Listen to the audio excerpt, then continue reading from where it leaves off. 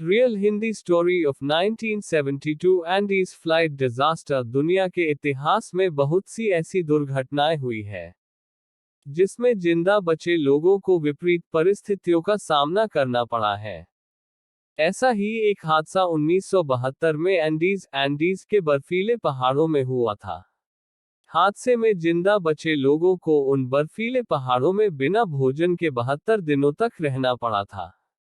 हादसे में घायल साथियों को अपनी आंखों के सामने मरते देखना पड़ा था।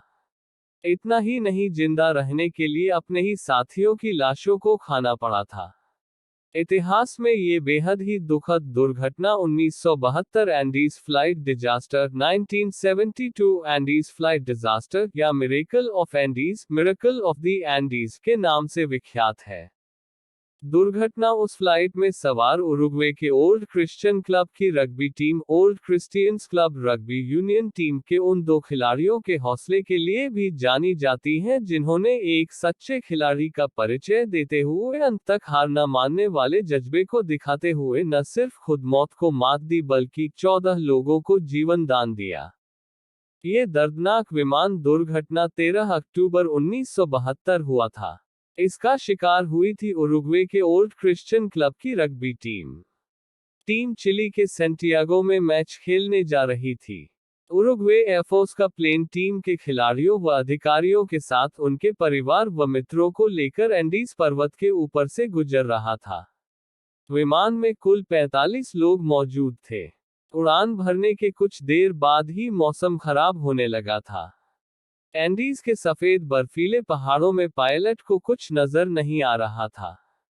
करीब 14,000 फीट की ऊंचाई पर पायलट अपनी पोजीशन मिस कर गया और एक ही पल में एयरक्राफ्ट एंडीज पर्वत की एक चोटी से टकरा गया। जो एयरक्राफ्ट कुछ देर पहले हवा से बातें कर रहा था, दूसरे ही पल धुंधकर जलता एंडीज पर्वत में गुम हो गया। इस भीषण हादसे में 18 लोगों की जान गई थी। वहीं शेष बचे 27 लोग जैसे तैसे बच तो गए, लेकिन एंडीज की हाड़ कपकपा देने वाली बर्फ के बीच जिंदगी उनके लिए मौत से बदतर साबित हो रही थी। बचे हुए लोगों के पास ना खाने को था और ना ही पीने के लिए पानी। दूर दूर तक सिर्फ बर्फ ही बर्फ। विमान हादसे की जानकारी मिलते ही उरुग्वे की सरकार ने सक्रियता दिखाई और रेस्क्यू ऑपरेशन शुरू किया। लेकिन प्लेन का रंग सफेद होने के कारण बर्फ से ढके सफेद एंडीज पर उसे ढूंढना घास के ढेर में सुई ढूंढने के बराबर था। करीब 10 दिनों तक असफलता हाथ लगने के बाद सरकार ने 11वें दिन रेस्क्यू ऑपरेशन बंद कर दिया गया। कारण था कि एंडीज के विषम मौसम में बिना खाना पानी के किसी का भी इतने दिनों तक जिंदा रहना मुमकिन नहीं है। उधर दूसरी तरफ बचे हुए 27 लोगों में से कुछ घायल लोग और मर गए। शेष अन्य बचे लोगों ने अपने पास उपलब्ध भोजन को छोटे छोटे हिस्सों में बांट दिया ताकि वो ज्यादा दिन तक चल सके। पानी की कमी को दूर करने के लिए उन्होंने प्लेन में से एक ऐसे मेटल के टुकड़े को निकाला जो कि धूप में बहुत जल्दी गर्म हो सके, जिसके बाद उस पर बर्फ रख कर उसे पिघलाकर पानी इकट्ठा करने लगे। इससे उनकी पानी की समस्या तो बिल्कुल हल हो गई, पर कुछ ही दिनों में भोजन समाप्त हो गया। जब अंत में कोई रास्ता नहीं दिखा तो इन लोगों ने अपने साथियों की लाश के टुकड़े कर ही खाना शुरू कर दिया। एक झटके में आई मौत से बचे ये लोग अब असहनीय अंत की ओर बढ़ रहे थे। केवल 16 लोग ही अब जीवित बचे थे। हादसे के 60 दिन बीत चुके थे। सरकार की ओर से मदद की कोई उम्मीद दिखाई नहीं दी तो इस बदनसीबों में शामिल दो खिलाड़ियों नैंडो पेरेडो और रॉबर्ट कैनेसा ने सोचा कि यहाँ पड़े पड़े मरने से अच्छा है मदद की तलाश में निकला जाए। हालांकि ये बहुत ही मुश्किल काम था। 60 दिनों के अंदर दोनों का शरीर कमजोर हो चुका था। बर्फ पर ट्रैकिंग करने के लिए उनके पास पर्याप्त साधन नहीं थे। लेकिन दोनों खिलाड़ी थे और खिलाड़ियों के अंदर अंत तक हार नहीं मानने का जज्बा होता है।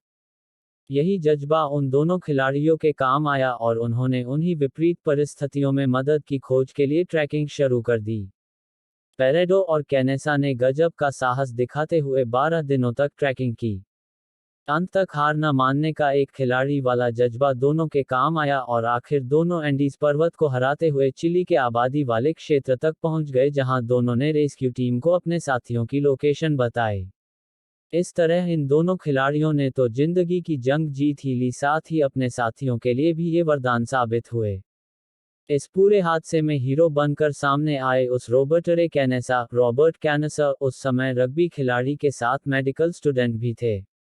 वहीं इस हादसे में अपनी मां और बहन को खोकर 16 लोगों की जान बचाने वाले नांडो पैरेडो अब उरुग्वे की मशहूर टेलीविजन हस्ती हैं।